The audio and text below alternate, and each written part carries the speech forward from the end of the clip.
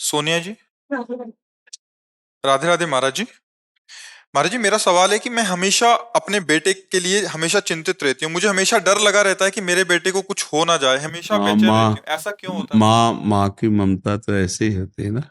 आपकी ही नहीं, हर माँ की लगभग यही ममता ऐसी होती है कि मेरे बेटे को कहीं कोई दुख ना हो जाए। अच्छा है, कोई बुरी बात नहीं है, पर इसके लिए करो, भगवान नाम जप करो। भगवान क्या, किसका प्रश्न है? हाँ, प्रभु की विराजो, आप बैठ जाओ। माँ का यही स्वरूप है, आप ही नहीं, हर माँ का हृदय यही होता है कि वो अपने बच्चे के लिए दुलार करता है। तो उसकी रक्षा के लिए, उसके मंगल के लिए नाम जप करो, भगवान का नाम जप करो और भगवान के भरोसे रहो। तुम्हारे तो एक दो बच्चे हैं, हम सब भगवान के बच्चे हैं। पर भगवान की तीन प्रकार की लीला है। एक है सृजन, और एक है पालन, और एक है संहार। और तीनों लीलाएं होंगी, पक्का होंगी। जैसे सृजन जरूरी है, पालन जरूरी है, ऐसे विनाश भी जरूरी है। तो देखो, इस शरीर को कहा गया विनाशी और इस लोक को कहा गया मृत्यु लोक।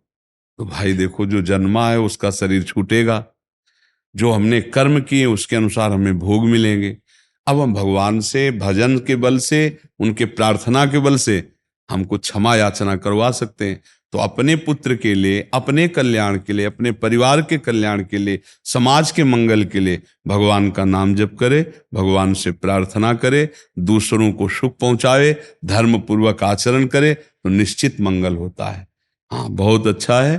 देखो, यशोदा मैया स्वयं भगवान लाला के रूप में आयला, तो गौ की पूंछ से झाड़ना और ब्राह्मणों को बुलाकर स्वस्ति वाचन कराना, दान देना, मेरा लाला कन्हैया सुरक्षित रहे। क्योंकि बड़े बड़े आक्रमण हुए ना, पूतना है, तृणावर्त, अघासुर, बकासुर, तो मैया घबरा जाती थी कि दुनिया की बलाएं हमारे लाले के पीछे काहे पड़ी। और अच्छा, माँ को अपने पुत्र का महान स्वरूप दिखाने पर भी दिखता ले, क्योंकि माँ है ना, उनको तो लगता है मेरा लाला है। तो बार बार वो परेशान हो जाती थी और स्वयं भगवान की रक्षा के लिए भगवान के नाम का प्रयोग किया। केशव भगवान बाजुओं की रक्षा करे, ऐसे करे, ऐसे।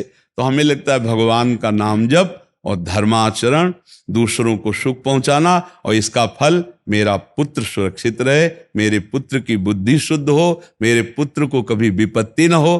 तो ये देखो, माँ में बहुत बड़ी सामर्थ है। अगर माँ तपस्या और पूर्वक अपने पुत्र को चाहे तो अजर अमर बना सकती है। मंदालसा माँ ने यही कहा था, मेरे गर्भ में जो जीव आएगा उसे भगवान से मिला के रखूंगी, उसे भगवत प्राप्ति, और ऐसा ही किया। देखो, गांधारी जी ने जे भी सुना कि धृतराष्ट्र हमारे पति होने वाले वो अंधे हैं, तो पट्टी बांध ली।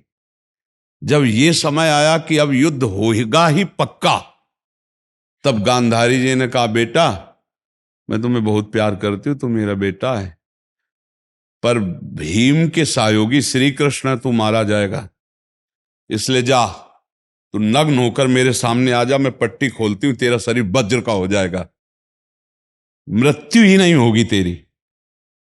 अब भगवान तो भगवान ही है। अब वो आ रहे थे, नंग धड़ंग दुर्योधन, तो भगवान ने देखा उनका, अरे यार तुम इतने बड़े होकर बच्चों की तरह नंगे घूम रहे हो।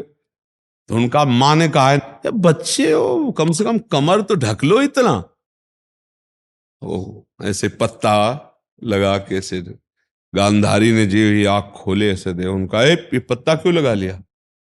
उनका, माँ तुम्हारे सामने नंगा कैसे आऊं? अरे उनका, धोखा कर दिया तूने। अब जितनी दृष्टि मेरी पड़ गई, तेरा शरीर वज्र का हो गया, गदा या किसी भी प्रहार से नष्ट नहीं होगा, लेकिन तू कमर से मारा जाएगा। यही से कमजोर हो गया। क्योंकि और भगवान अपने भक्त का प्रण पूरा करवाने के लिए जब द्रौपदी को दिगंबर करा रहा था ना, ये सभा में लाभ जंगा ठोक रहा था, तो भीम ने यही प्रण किया था, इसी जंगा को तोड़ूंगा। अगर भगवान भक्त की वचन रक्षा ना करते और वो पूरा वज्र का शरीर हो जाता तो तोड़ नहीं पाते। इसीलिए भगवान ने, तो माघ में कितनी सामर्थ्य है। आप देखो, अधर्म युक्त चल रहा है, लेकिन मेरा बच्चा सुरक्षित रहे, आंख की पट्टी खोली, पतिव्रता, तो वज्र का शरीर कर दिया। तो आप अपने पुत्र को अजर अमर अविनाशी बना सकते हैं साधना और भजन के प्रभाव से। उसको भी नाम जप करवाए, आप भी नाम जप कीजिए।